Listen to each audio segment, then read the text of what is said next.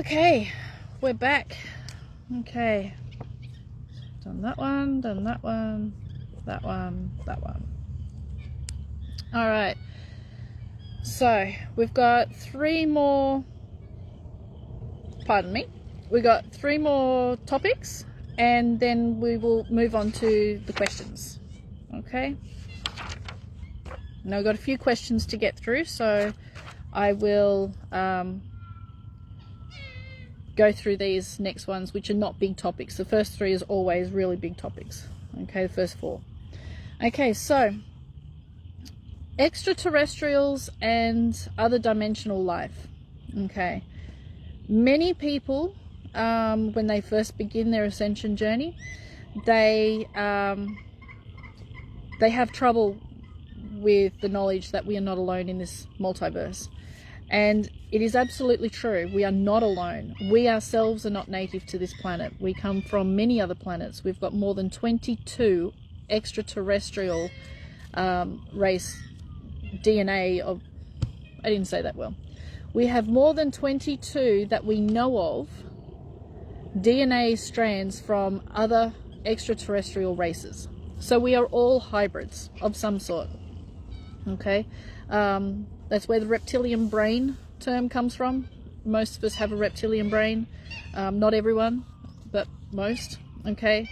Now, when we talk with extraterrestrials and other dimensional life, we're talking about the different dimensions. Okay. So ETs, anything extraterrestrial means any intelligent life not from this planet, not originating from this planet. Okay. Now, they can be multi-dimensional, they can be less dimensional than us, okay, or single-dimensional. They can be a single-cell organism right through to just mere consciousness, God source, okay, and everything in between, anything you can imagine, okay.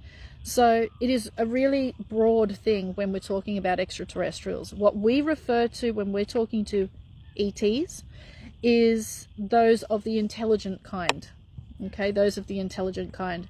So we're talking about Venusians, Arcturians, Syrians, Martians, Pleiadians, Reptilians, Draconians, all the other Irians that's out there.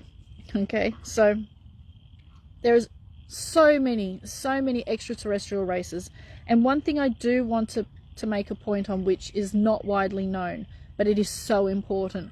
When we're talking about reptilians, we're actually grouping over 1,000 different races of reptilians into the same group, okay? It is just saying every single human race is identical and the same, when we know that is not true. So when you talk reptilians, we're actually talking about over 1,000 different races. Not all of them are negative. Actually, only a very, very small percentage of reptilian races you would call or class as negative to the human race. Okay, so it's a really important distinction to make. So it's yeah, very, very important. So let's try not to group all reptilians in together. Okay.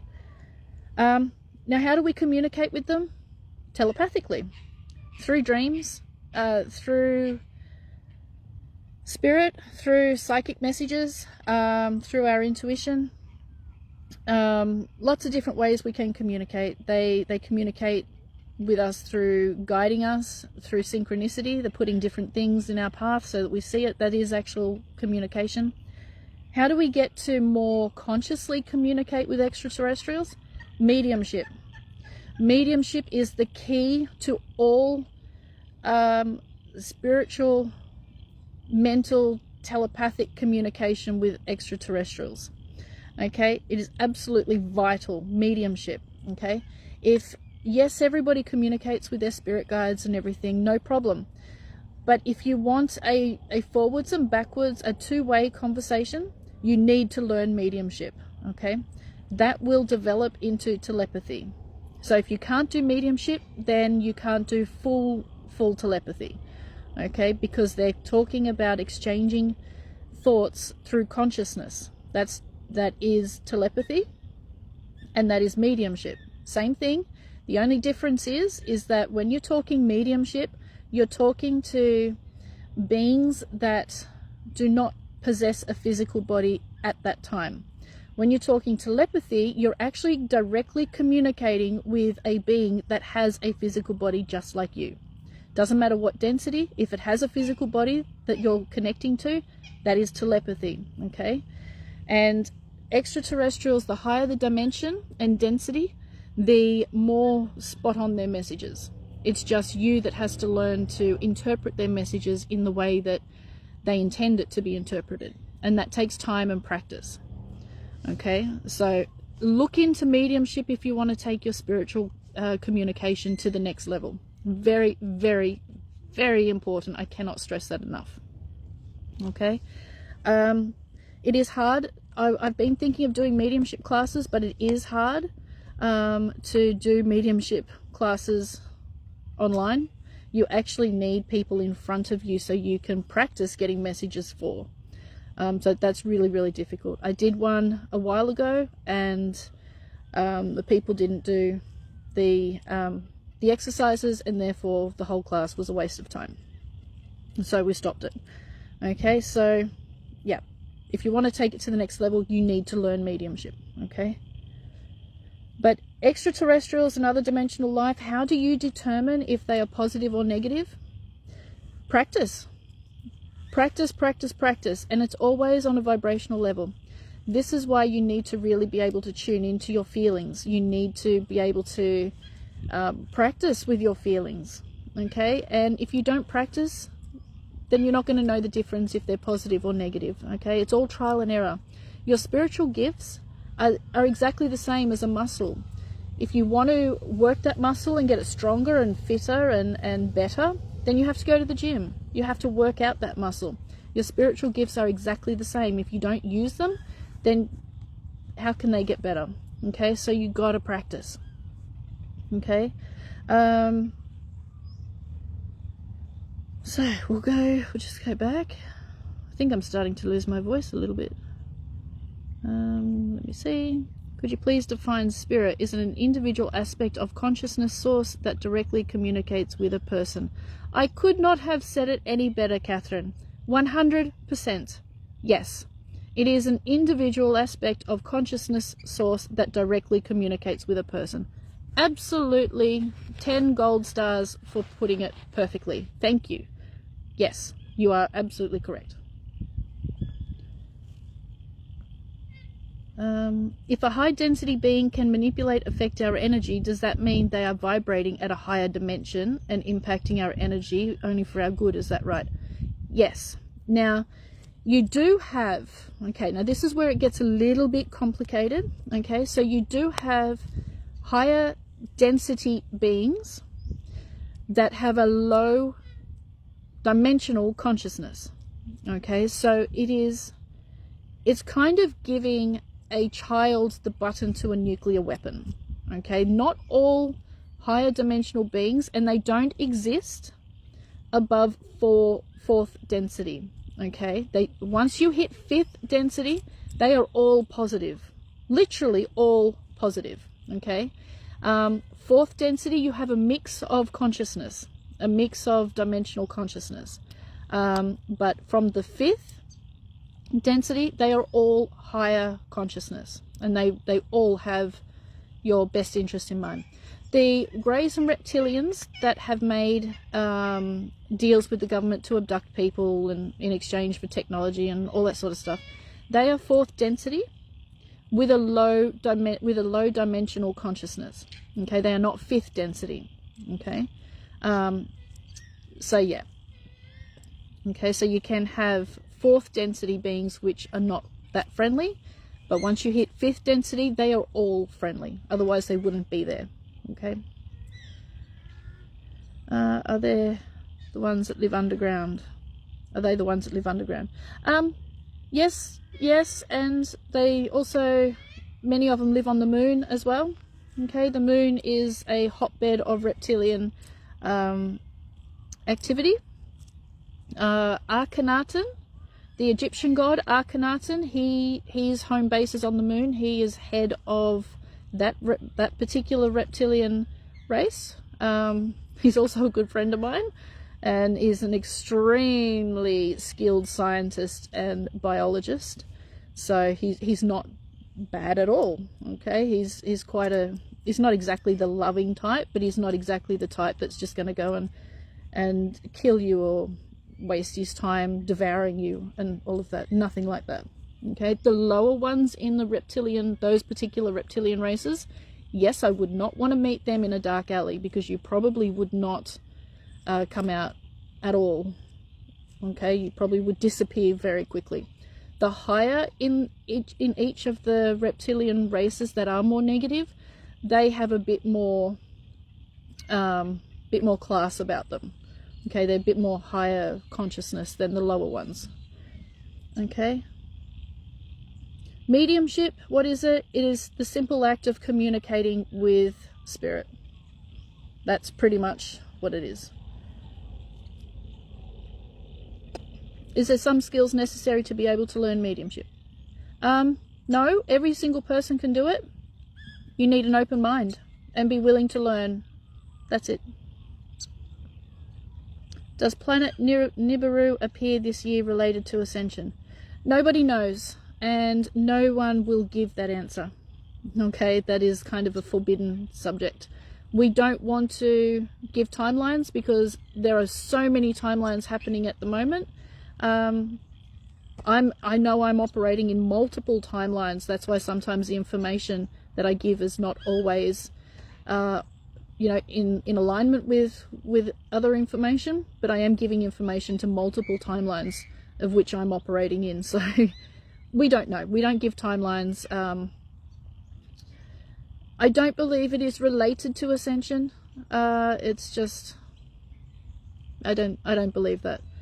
Okay. Can you train us in mediumship or channeling? I can, but it's really difficult to do over the internet. I've been thinking about doing it for a while. I'm just not quite sure yet of how I would do it so you actually get so it's actually effective. Okay, but if I figure out a way, I'll let you know. I know Anya, she's doing one. She's getting that prepared, so you might want to hop over to her. Anya Steiner, she's really good.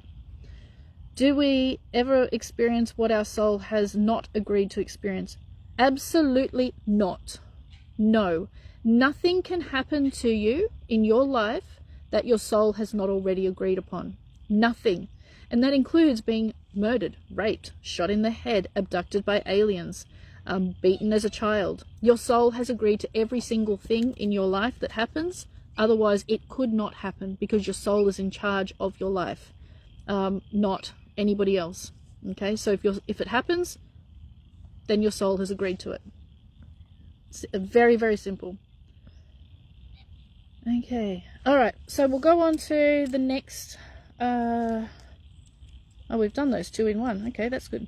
Okay, so we've got one more topic left, and then we'll go into the questions while I'm being eaten alive by ants. Okay, soul contracts. Okay, soul contracts is a very controversial topic, and rightly so, because your soul chooses your life and what it wants to experience. It's that simple. It is on the level of the soul, and there are many levels which I won't go into now because I haven't really caught up on all the different levels, so I'm not the best one to explain it. But there's many different levels to your consciousness and your soul. So what happens before you decide to come into a physical life, your soul agrees and chooses to have certain experiences. And I thought there was a boat in the lake then, it's just a couple of ducks. So your soul chooses exactly what it wants to experience. Okay, now it chooses the main things. Okay, the main experiences it wants to have, what it wants to gain out of having this physical life. And those things will happen. Okay, it will happen. If for some reason you don't complete one thing or something else, then your soul will come into another similar life so that they can have the opportunity to have that experience. Now, you can't so much change the main things that your soul came here for. There are many things that you can change, but if your soul has chosen to come here, for example, my soul's choice is to come here in this life to give information for the ascension and the healing of Earth. That's my soul's choice. That's why I'm here. I cannot change that. Okay, I can't change that. I don't know why someone's sending an angry face. It's like, it is what it is. Okay, if it doesn't resonate with you, then fine, let it go. Don't worry about it. Okay, that's just annoying. So the main reason why your soul come into this life, you cannot change. However, you do have free will for everything else. So if your soul chose to come into this life to die at birth, okay? So you weren't even to get a full breath in. Your whole purpose was to come in and die at birth. And that choice would be to help the family members, to help the loved ones in creating a scenario where deep healing would take place due to trauma. That's the purpose. You can't change that. Okay. However, if for example, I've come into this life to give information, I can't change that. I can't change the reason I'm here. I have to end up giving that information. I can't stop it. No matter what I do, I will be giving the information at one time or another. If I do everything I can to not give that information, then I will have to come back into another life at the same time to give the information. And I will have to keep on coming back until I do it. Okay, because that was the whole purpose of the incarnation in the first place. So you will repeat until your purpose is completed. Now, while you're alive, you have free will. So you've been given an opportunity for experiencing certain things along your path, which cannot be changed. Everything's set up for those experiences to happen. However, you can choose to take the left road or the right road. That is your free will. Either way, those things that you came here to do will happen no matter which choice you make. Now, when we say you cannot change the things that happen, that's part of the soul contract. You can change how you deal with it, how you deal with those situations. That is your free will. So because your spirit has chosen to experience very specific things and to do very specific things in this life, they will be done. How you choose to respond to those things is your choice. So you actually change the way you experience it by changing how you feel about it, by changing your thoughts about it. Therefore, even though that one thing has happened, your whole reality of it has shifted. Therefore, you have chosen to change the outcome. Because if you're thinking in a negative way and you're watching or experiencing your life in a negative way, you're going to have a bad experience. It doesn't mean the experience changes or it goes away or you've changed your path. It just means that the way you experience it has changed. Okay? So if I was to,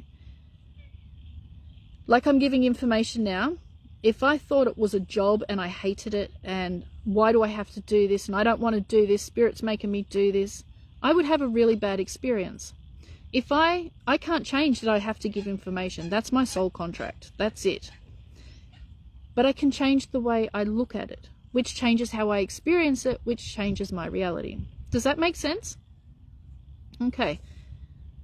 So if I look at it in a negative way, I'll have a not very pleasant experience. If I look at it as a positive way, I'll be excited to get up in the morning every day to do it, which means I have a great experience. Okay, so it's not the situation that changes, it's how you choose to experience it that changes. Okay. So soul contracts is very controversial and it's very difficult to explain, but in the basics, how you experience your life is how you, or how you choose to experience it is what makes it your reality. Okay, it's not the situation, it's how you choose to experience it. Okay.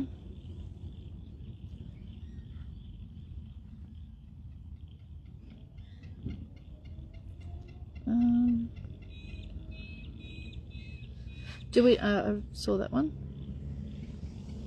Why would being beaten be agreed upon? Never would have agreed that was hard. Because it is not about the physical life. Okay, being beaten is never about physical. Life isn't about the physical world.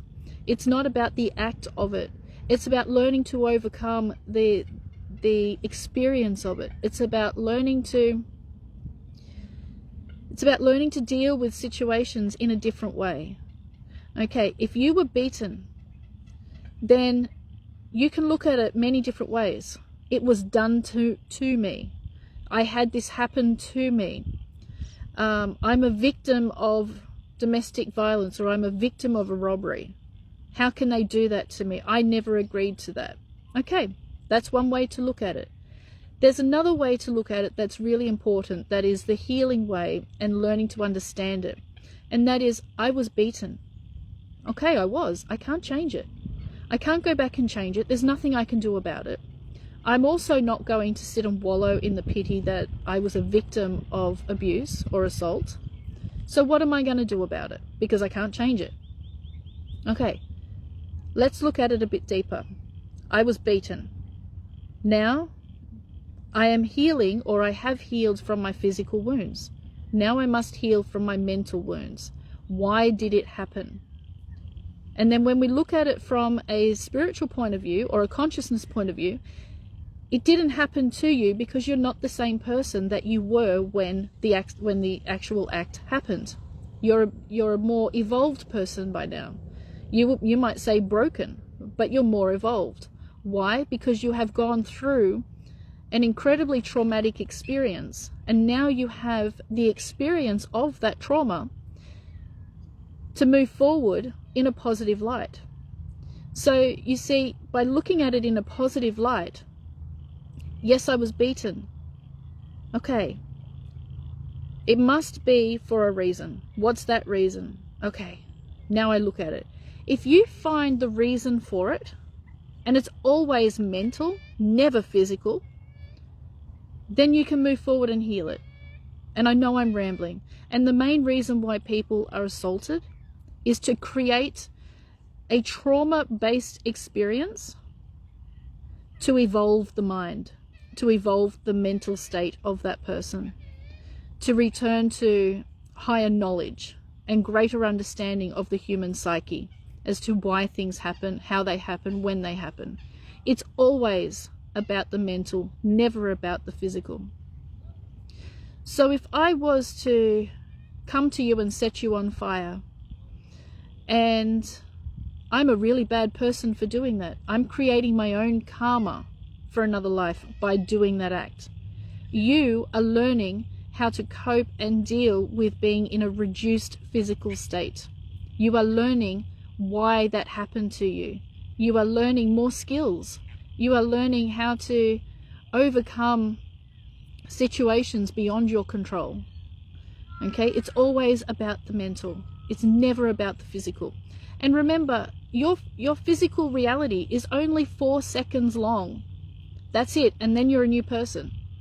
So what I just said 30 seconds ago doesn't even exist anymore. It's all gone back to consciousness. Okay, it's all just an illusion of a thought. Okay, and what I'm about to say hasn't even happened, so it doesn't exist.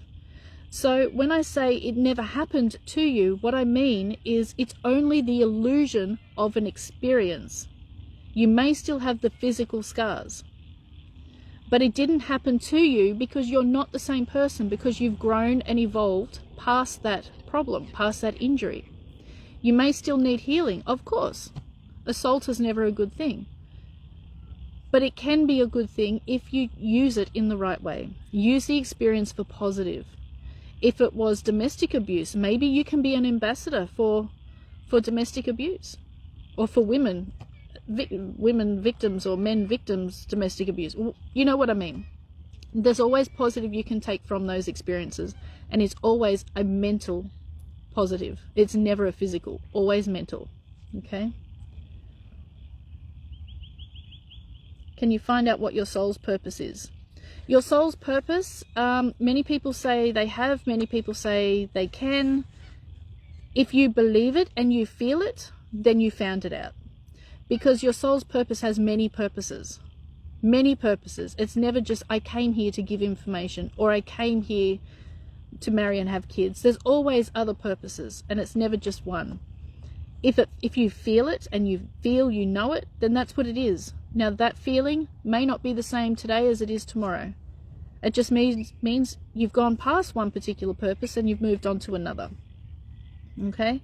They're always changing, just like your aura and your energy, always changing. Okay? Because once you complete one thing, you move on to another. Okay, I believe we're supposed to experience that in order to really comprehend that human beings are capable of it. Where we come from, we could not believe it. Exactly. Okay.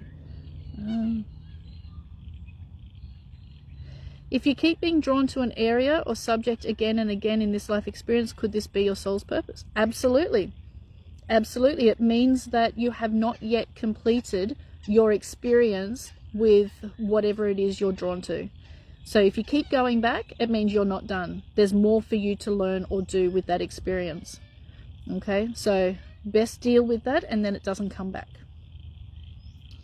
Life experiences, if the soul appointed means of growth, such as the triple negative breast cancer. Yes, it's always growth. It's always to expand your consciousness. It's always to learn and embrace new challenges. Always.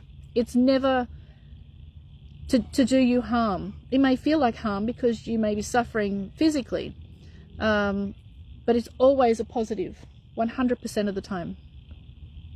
I need to remember that too.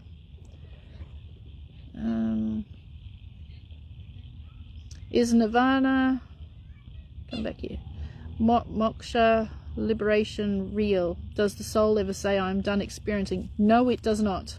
No, it does not. I don't need to incarnate again. Does soul ever merge with the source and lose its so-called? Nope. Souls are always connected to source. They are source themselves. They are consciousness themselves. So it's never, I'm done. Never. You may think you're done. I know I think I'm done. But the moment your soul, the moment your physical body returns to earth and your soul re-emerges back into the non-physical, it's like, okay, what can I experience next? Your soul is always excited for more. Because, pardon me, your soul does never experience the physical life. It experiences physical life through the mental, through emotion, through thoughts, through feelings. Never experiences the physical. That's the physical body's job to do. Okay, the soul is always on a mental feel, emotion, thoughts, beliefs. Okay? So, the moment you pass away, your soul's probably already organized for the next incarnation, because we know all the incarnations happen at the same time, because time is an illusion. So yeah. Must we have trauma to evolve? That again is controversial. I don't agree so much with you must have trauma to evolve, but then again, if you're not tested and pushed, how can you get past those boundaries? You know, if you never get out of the chair to make dinner, how are you going to eat? So I kind of agree, but not agree. So trauma is just another opportunity for growth. So if you don't push yourself and your spirit doesn't push you, then you're not going to grow. As simple as that. When I was 10, I asked for my life to be hard because I noticed that people with hard lives had a lot of empathy and they were nicer and more thoughtful than others. So I had a lot of empathy. Good. Brilliant. That's good. Lucky you. Not many people would ask for a hard life, but you know, well done on taking that. Okay. Soul contract is the life tendency agreement designed by soul itself to its individual under God's magic matrix for soul involvement. Both? Yes, absolutely. Okay.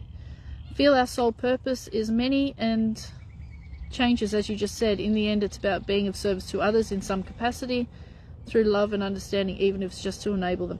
Absolutely. Absolutely it is. The soul has many reasons for wanting to experience what it does, and it's not our job to understand so much why. Okay, that is the job of the soul, to know why.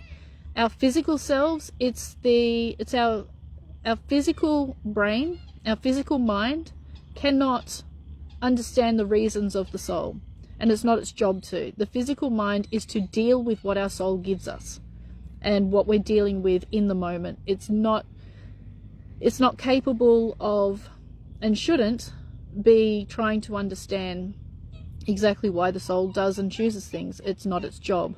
The physical mind is the whole purpose of dealing with in the now. That's pretty much it. Your free will, your choices, how you choose to experience. That's pretty much the physical mind's job. The soul looks after everything else. Okay. Why do I see things or movement out of the corner of my eye? When I take a double take, it's gone. Because you're seeing other dimensions. Okay, you are multi-dimensional and you see other dimensions, so you'll only get a quick glance or something like that. It's just it could be parallel universe, it could be the spirit world, it could be, you know, a whole nother dimension living right beside us and within us. So just another dimension. Okay. My mum died last August and thought I would not come back. Whoops, now I lost you. My mum died last August and thought I would not make it, but In Search of Answers led me here and found new purpose for my life now. Fantastic. Brilliant. Can someone interrupt your soul journey? Yes. You interrupt your soul journey. Okay, that's it. No one else. Nothing can happen to your soul's journey without your soul's permission. It is literally that simple. You are full, responsible, and in charge of your soul and your life. That's it. Okay?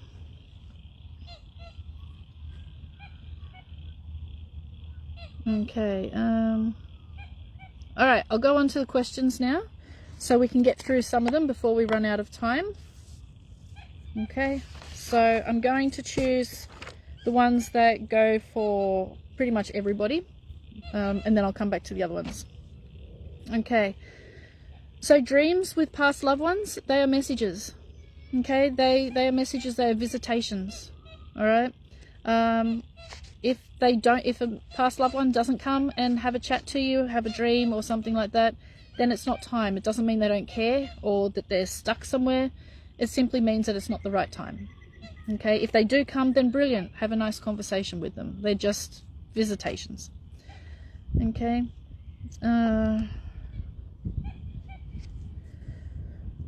Okay. I feel very strong connection with the beings from inner earth. Is my mission aligned with their purpose? If you feel it is, if you feel you're in alignment with some beings, or if you feel a connection, then go with it. Okay, don't question it so much. Just go with it. Okay, if it feels good, then it usually is. Okay. I'd say I'm a good person, but tend to feel very irritated with people who are a problem. Now I know this is probably not a good thing regarding ascension. Question: will I eventually adapt to the point in which I no longer feel such negative energy? Nobody is ever a problem. Nobody. There are no problem people in your life. It is your perception and how you deal with it that is the problem. Okay, that is the issue. If you're not getting along with someone, take a look at why. Is it really them? Or is it that they're just not in alignment with you? You don't resonate with them? What are they saying or doing that triggers you? Okay, it's never about the other person. It is always, always about you. Okay, always. And this is really hard for people to understand. Physical life is your responsibility. It doesn't matter what other people do to you, or what they say to you, or what situations they put you in. It's always about you and your responsibility to that situation or to those words. Do you take on their words? Do you take on their beliefs? That's your choice. Okay, the other person is never actually the problem. You have the power to get out of the situation and to deal with it. That's totally up to you. And people don't like accepting that responsibility, because that means that they feel that they have failed or they feel guilty. No, it's not about that. It's about you stepping up into the new way of life, the new way of being a conscious being, and taking personal responsibility for your life, your choices, your beliefs, your thoughts, your feelings, your actions, and using that to better yourself, and if you want to help others. Okay, it's not about the other person. Never is, never will be. Okay. So I'll go to, where'd that come from? Okay. How do we know our current level of consciousness? We all shift between 3, 4, and 5D throughout the day. Okay. How do you feel? How do you feel? Do you feel unhappy? Do you feel that you're not being more higher vibration? How do you feel? Okay, it's always how you feel. Being 3, 4, and 5D literally are just labels for how you feel. Okay, it's a vibration. Okay, it's a feeling, it's a vibration. So if you feel really good and happy, you're in 5D. If you feel in alignment, you're in 5D. If you feel sad, angry, moody, triggered, okay, you might be in 3D. Okay, try not to get hooked on the labels. If you feel good, you're feeling good. That's a good thing. Keep on going. Okay, if you don't, then work out why and try and deal with the reason why you're not feeling good, and then move on from there. Okay.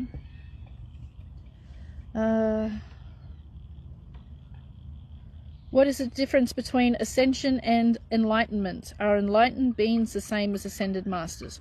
You are enlightened. Everybody is. You have all the knowledge. But what you actually have is social conditioning. Okay? So once you start to move away from the social conditioning and everybody else's beliefs and thoughts and about your environment and everything else, then you move more to who you are, which is ascended, enlightened. Okay, and enlightened basically simply means have access to full knowledge, so access to your full self. You're fully aware of who you are, of what life is all about, of the spirit world, of consciousness. That's basically enlightened. Okay, is it the same as ascended beings? Yes. Yes, ascended beings are just beings that have mastered enlightenment. They have just returned to their original state, which is consciousness. Look at my hair, it's going wild. So I think someone might be patting my head, probably, saying, hey, come on. Okay. Will most of humanity begin activating our 12 strands of DNA? Oh, holy crap. I nearly shat my pants, you stupid bird. Stop it! That scared the shit out of me. Oh my god. Shh. Okay. Most of humanity begin activating our 12 strands of DNA. Only those who are on the journey, the path, for that purpose. I really did. I really nearly shat my pants. That scared the absolute crap out of me. Stupid bird. Don't do that to me. Have a heart attack. Only those who are on their purpose. Okay? Not everybody will ascend. Not everybody will activate the 12 strands of DNA. Not everybody is meant to. And that is perfectly fine. That is the soul's choice. Okay? What we have to do moving forward is understand that even our loved ones, our absolute favorite, best loved ones, they're not always going to be on the same path as us. They're not always going to ascend and be with us. And that's fine. That's their soul's purpose. We don't have to walk through our lives completely with the ones we love. Okay, sometimes our journeys separate, and that's perfectly fine. I'll take myself again for an example. My mum and brother and myself are really, really close, and we have been our whole lives. My brother's never, gone to look for a partner, and neither have I, and neither is my mum. We're like, we're all completely enclosed together. And then my other brother, he went off, found a family, and he no longer talks to us. And that's perfect. That's fine. Same with my auntie and her daughter. You know, they stepped away from our family and they went off on their own journey and their own purpose. Perfectly fine. Perfectly fine. So no, not everybody and all our family will stay with us. And they're not meant to. They're meant to live their own life and go on their own path. Again, perfectly fine. Okay? Alright, so not everybody will be activating the 12 strands of DNA simply because they're not ready and they're not meant to in this life. Okay? They may in another life, but this one, maybe not. Okay? Alright, so how will we know if we have ascended to 5D? What will be different? Okay, how you feel. Remember, 5D, as in dimensional consciousness, is a state of mind. Okay, you can be in it multiple times a day and nothing changes. Physically, nothing changes. Mentally, everything changes because you're looking at life in a different way. You're looking at life from a more love, compassion. It's kind of like using the fish tank scenario. If you're standing in a fish tank, you can only see what's in front of you and what's directly around you. If you're... What's that up there? Oh, nothing. Thought I could see something up there. If you're standing outside the tank and looking in from above, you see the whole environment. So that's what 5D is. It's looking at life from a much higher perspective. So you're looking into life, you're more observing life rather than participating in it. Okay? Let's see. What will happen to those who aren't ready? That depends on their soul contract. That depends on what their soul wants to experience. Some will stay in the 3D, in the negative mindset and the negative environment, while others will choose to start stepping out of that and moving up to the 4D. Yeah, it all depends on what they want to experience, and it's always their choice. Okay. Will they still be a part of our physical lives? Not necessarily. Some will, but you won't notice them as much. They won't be as big part of your life. And others will disappear from your lives, like my family altogether. Okay, again, everybody is different. Once we ascend, will loved ones from the other side become more visible to help? They are more visible now. Okay, so you're already ascending now. As long as you're returning to who you truly are and your vibration is returning to what it was originally, which is 5th dimensional, then yes. Okay, the higher the vibrational frequency, the more access to the spirit world. Okay, in 5D they will be more known because your spiritual senses and your consciousness is on a higher frequency, which matches theirs, which more matches theirs than with the low frequency. Okay. Let's see. Is it possible to only live in 5D and not go back to 3D?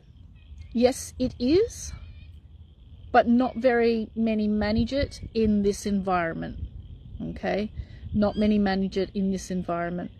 So that is quite hard. If you remove yourself from this environment and you haven't really done all the work, you're still not going to stay all in 5D because you've still got, you know, all your healing of your mental mind and all to do. So not many humans have managed to stay fully in 5D. So don't be afraid of going back to 3D every now and then. You're going to do it, okay? You're going to go back and forth, back and forth. What roles will ETs play in our ascension? Exactly the same as they are now. So when you're in 5D, it is the same. It's the same. They assist, they guide, but you become more of your own guidance and less dependent on their guidance. Okay. Will everyone be able to see and interact with ETs even if they have not ascended to 5D? Yes, but their experience of the ET will not be as pleasant. Okay, because it is their perception, not the ET's experience, it is their perception that is not as positive as when you're in 4 and 5D.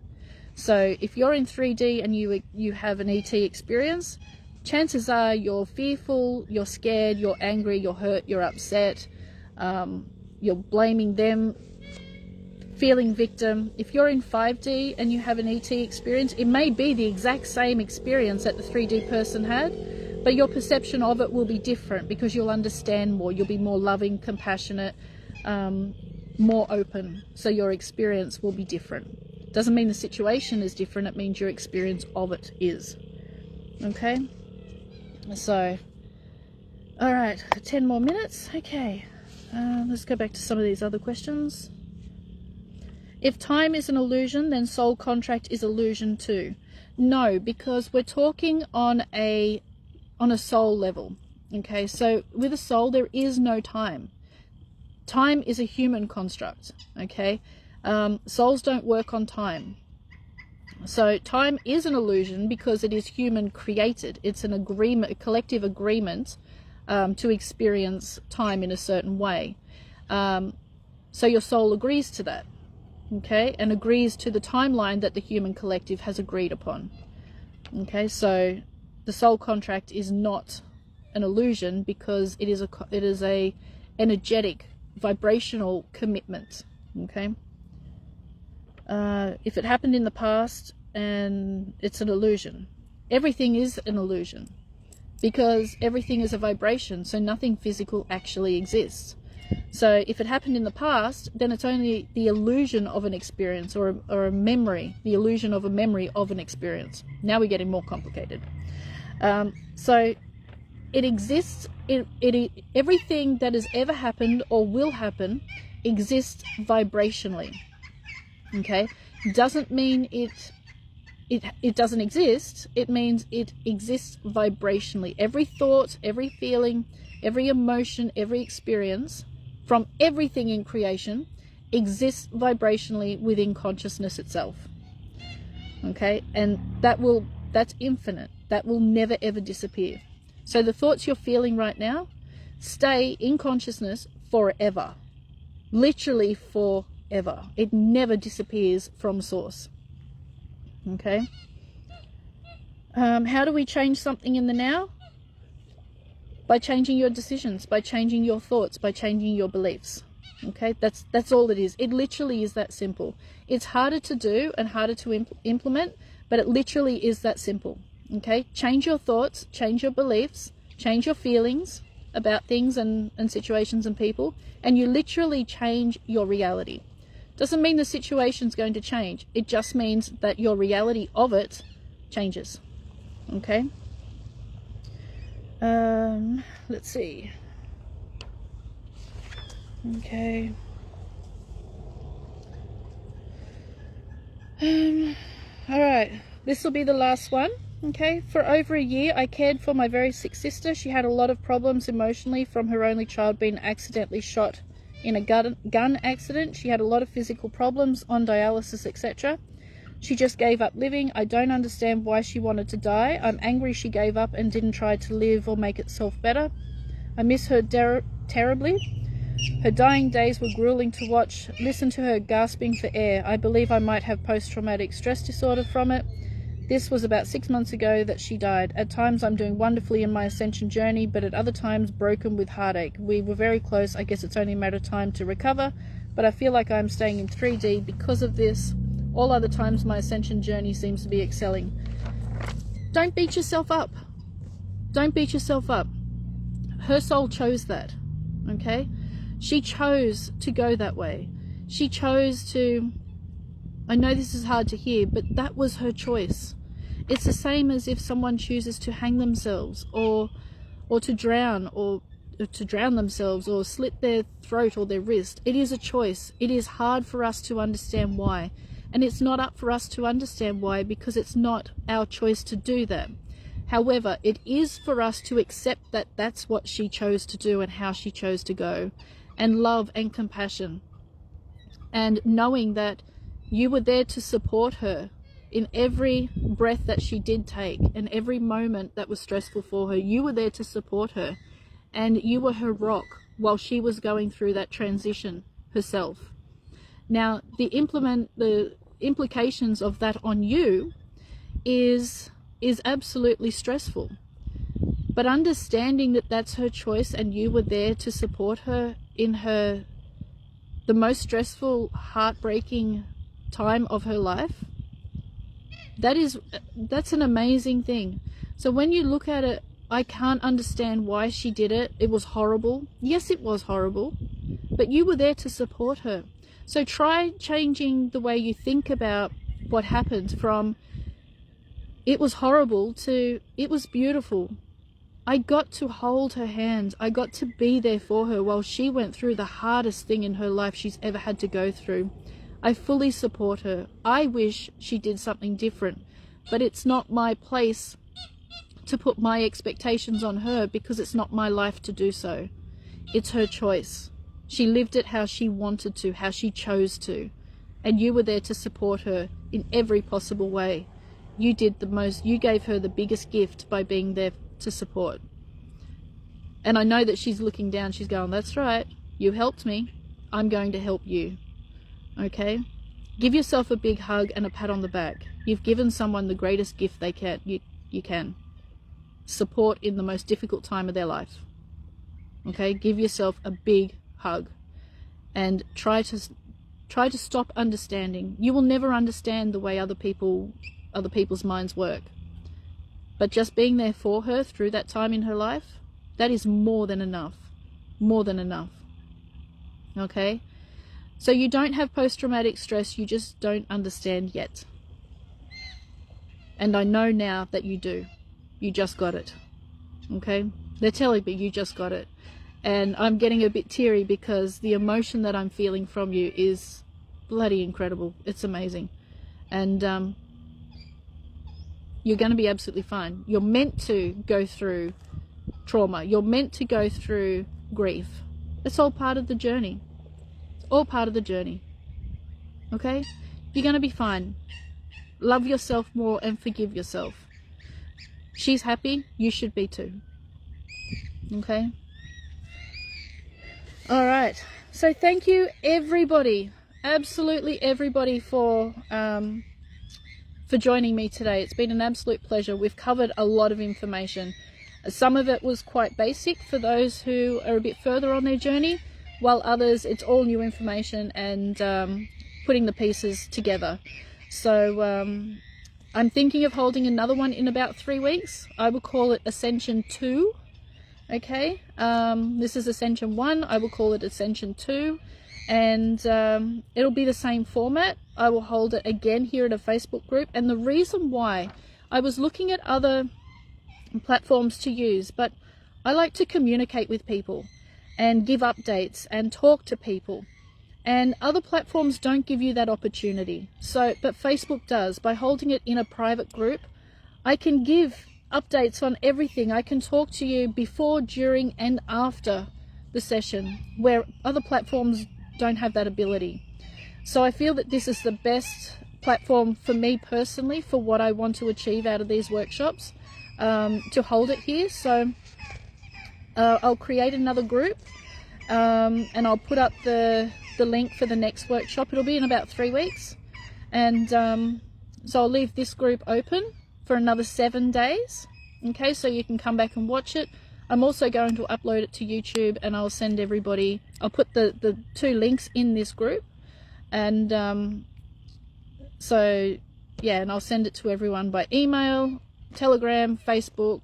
Just message me, okay, how you want it, and I'll give it to you that way. Okay, so we'll cover some different topics, and yeah, it'll be the same as this, just different topics and different things, hopefully on a beautiful day like this again. So thank you everybody for tuning in, and much love to absolutely every one of you, and much healing and great ascension. Okay, thank you guys. Okay, bye.